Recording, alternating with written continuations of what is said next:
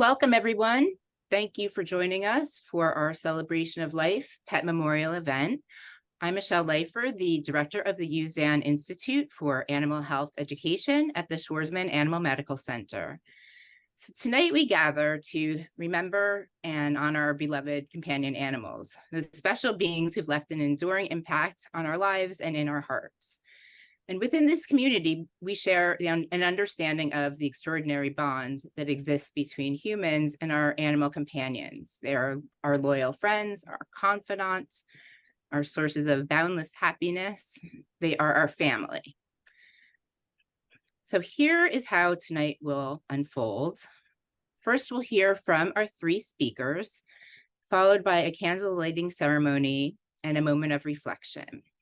The evening will conclude with our pet memorial slideshow. And I'd like to express my deep appreciation to Kimberly Young, our education coordinator, who has dedicated herself to crafting the poignant slideshow we'll experience later. So this year, we received nearly 500 submissions for the slideshow.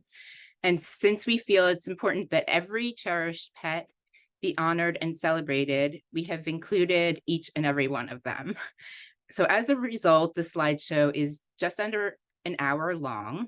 And while it may be longer than usual, it really reflects the depth of our love and the lasting memories we share with our animal companions. At the end of tonight's event, we'll provide a link to the slideshow in the chat box, which will allow you to reflect on it in your own time.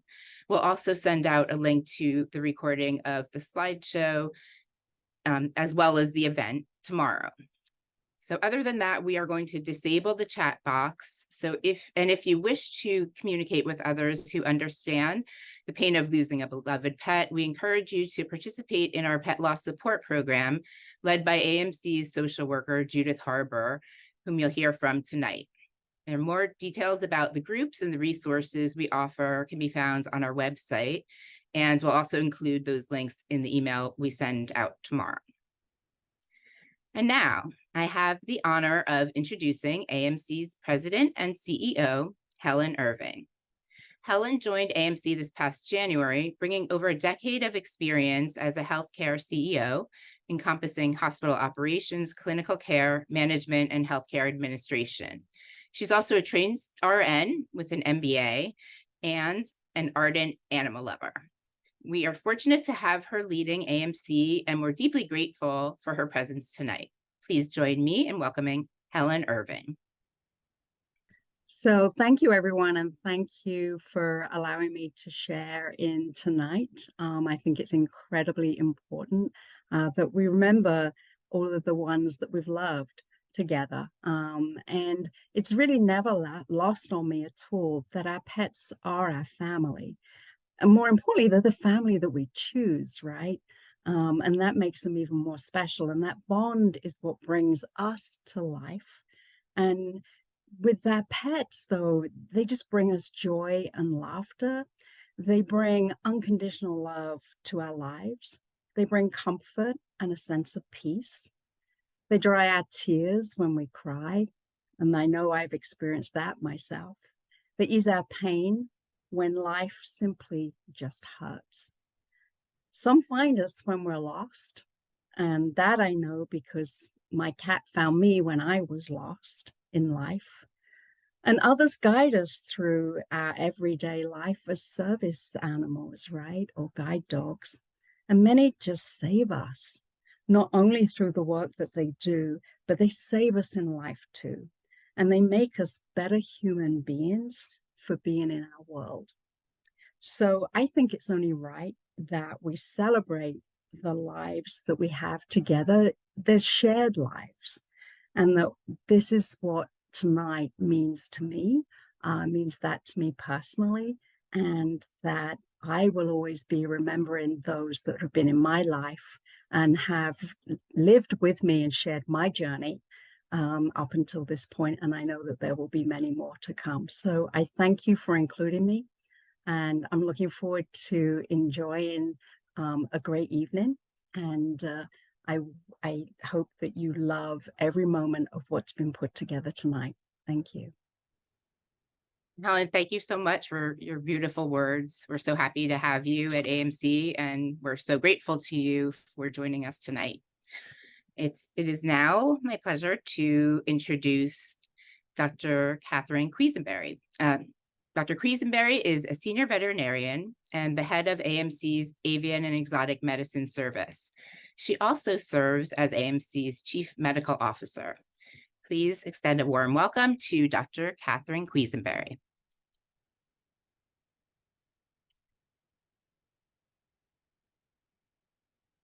Hi, everyone.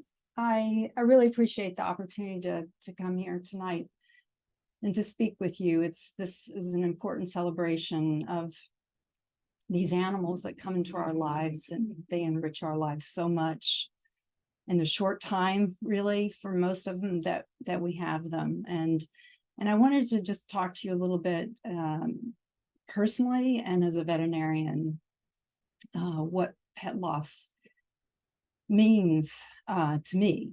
And, you know, just a little bit about myself. I've been a veterinarian for 40 years. I trained and have been doing veterinary medicine, dealing with exotic pets. And with exotic pets, you deal with everything from the little mouse that lives 2 years, and I've seen parrots that live 85 years. And certainly, it doesn't matter how long they're with us. You can get just as bonded to an animal that lives 3 years as one that lives 85 years. But certainly, I've experienced the gamut of people with pets and going through pet loss in different situations. And I remember very distinctly, very early in my career, a couple of people stood out to me, and these are impressions that they make on us. And one was a young family with a woman who had just lost her child, and she had a cockatoo. They love this cockatoo. Cockatoos, if you don't know, are big white parrots from Australia, and they can live 40, 50 years. And this cockatoo, I can't even remember what was wrong with it, but it was a disease that we couldn't help her with. And it was so difficult for me as a vet to help her through that situation where she had to lose her bird just after losing her child. Another one that really stood out to me in my career was a wonderful young woman with a pet rabbit, and she loved this rabbit. The rabbit had a thymoma, which is a tumor that grows in the first part of the thorax, and it can press on the heart. And we treat these tumors with radiation and with chemo. And at that time, this was many years ago, we didn't have a lot of tools at our disposal to treat these rabbits that we do now. So we went through a treatment. It was we did radiation on this rabbit. And it was one of the first times that we had done radiation on a rabbit. And the rabbit initially responded really well, but then it became very immunosuppressed and it ended up dying, or actually we had to put it to sleep. We had to euthanize it because it was doing not well. And at that point, she made the decision that the quality of life for her pet was the most important, and she wanted to euthanize. And I do want to just say here, because I think this is important to me, euthanasia, I didn't know what euthanasia was until I learned the meaning. And eu means good and thanatos means death. So euthanasia is a good death. So we were able to provide her rabbit, and I'm sure many of you have gone through the same situations where you want to provide a good death for your pet. But that was, I can still remember the words that she said to me when we were euthanizing her rabbit. And she said, "Goodbye, little man, I love you." And things like that stick with you. You know, you deal with families that have young children, and maybe those children have never had to face death. And this is the first time that they are experience what death means, is with the death and the loss of their pet. So it affects us profoundly, and every situation is different, but it is as important and as overwhelming sometimes to us as veterinarians as it is to the pet parent. And I certainly have experienced my own pet loss. I just had a wonderful Labrador retriever that I had to euthanize about a year and a half ago, and he lived to 13, and he had a tumor, a large tumor on his head, and I had to make the difficult decisions, as I know many of you have, of, you know, what do I do? He's a 13-year-old dog. He went through with me with a divorce, the loss of my mother, the loss of my sister. And those are really tough, you know, but you make these decisions. You want to provide the best life you can for those animals.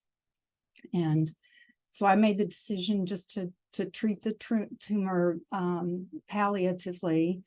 And he lived another year and a half.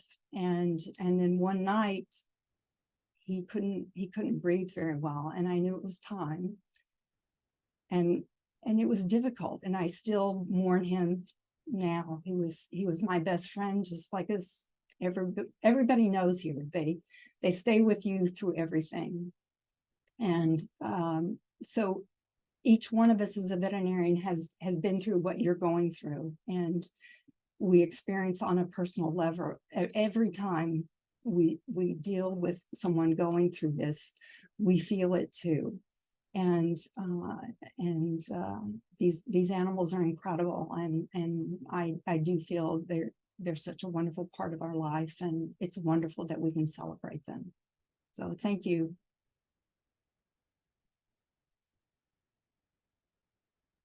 Oh, thank you, Dr. Quisenberry. That was beautiful.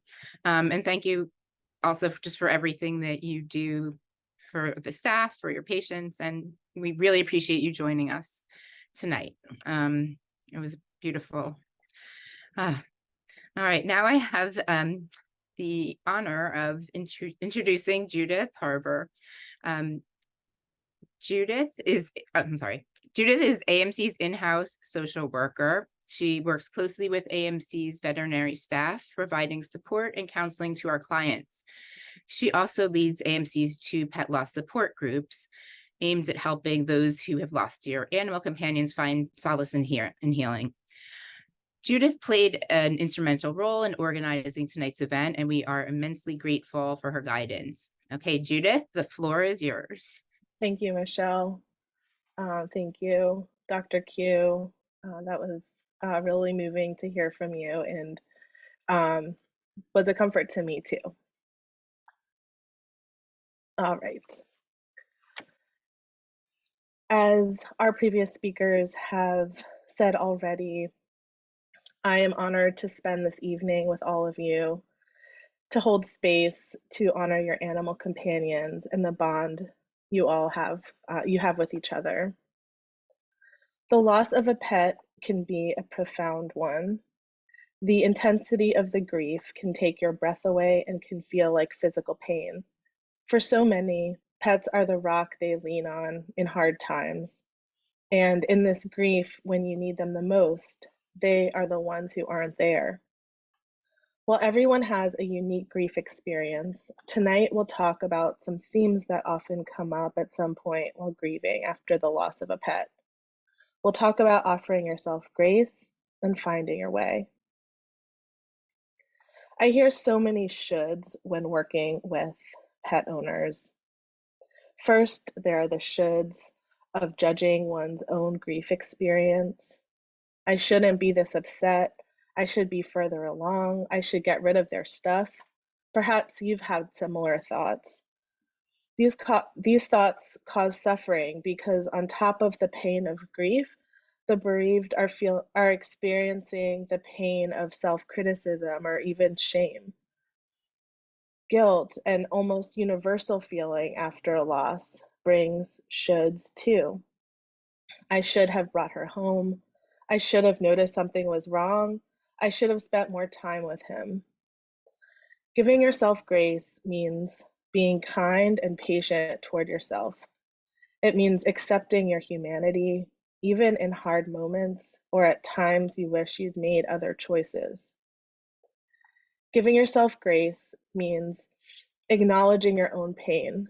It means allowing yourself to feel your emotions and take away any expectation of what your grief experience or path to healing should be. Share the story of you and your pet. Be around others who will listen, hold space for you, and give you grace, even if you're struggling to do so for yourself. Finding your way. After a pet dies, it can feel like you're unmoored and destabilized. For a lot of people, their pets are synonymous with home. Our animals inhabit and shape the physical home, and they also bring structure and meaning, purpose, warmth, and joy. It can take time to get your bearings when it feels like your home has disappeared or changed into something unrecognizable. Know that you have the strength and resilience to navigate your way through. Rituals can help you find your way. They give purpose, structure, and direction to mourning and to your experience of grief.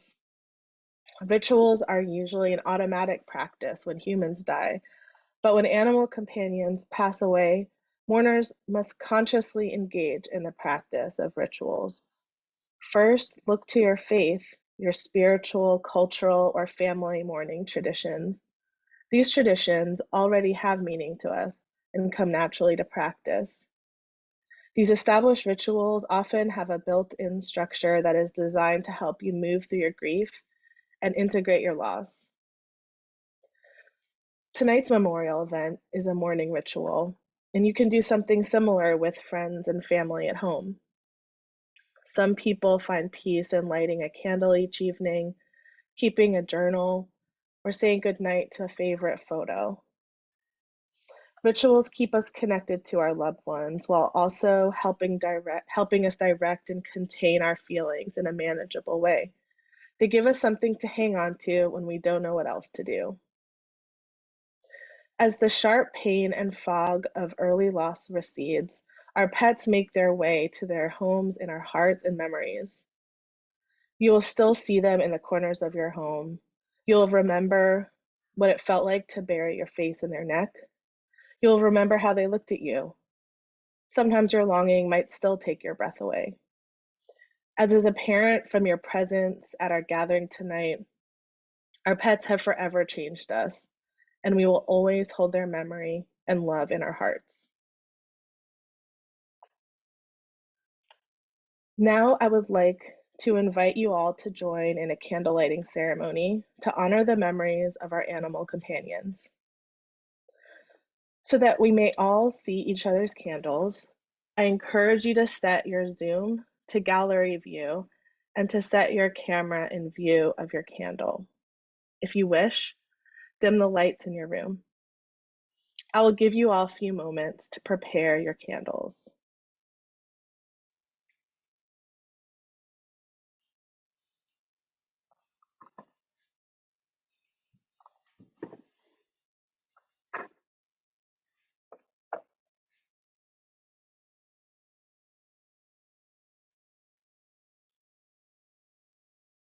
Okay. I will give you, sorry, it looks like a lot of people are ready. And I'm going to begin by lighting my own candle, and then I will read a poem. Then we'll all take a few moments in quiet reflection before we start the slideshow.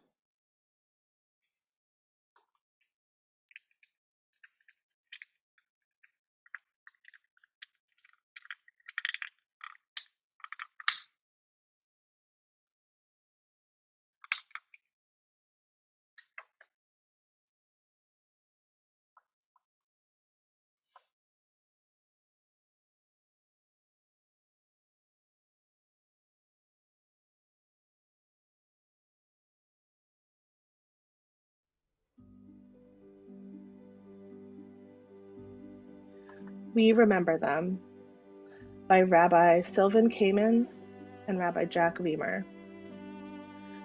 In the rising of the sun and in its going down, we remember them. In the blowing of the wind and in the chill of the winter, we remember them. In the opening of the buds and in the rebirth of spring, we remember them. In the blueness of the sky and in the warmth of summer, we remember them. In the rustling of leaves and in the beauty of autumn, we remember them.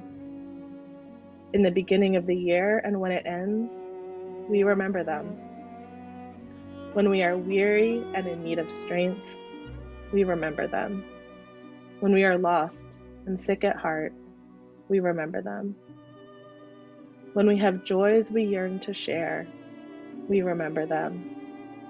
So long as we live, they too shall live, for they are now a part of us, as we remember them.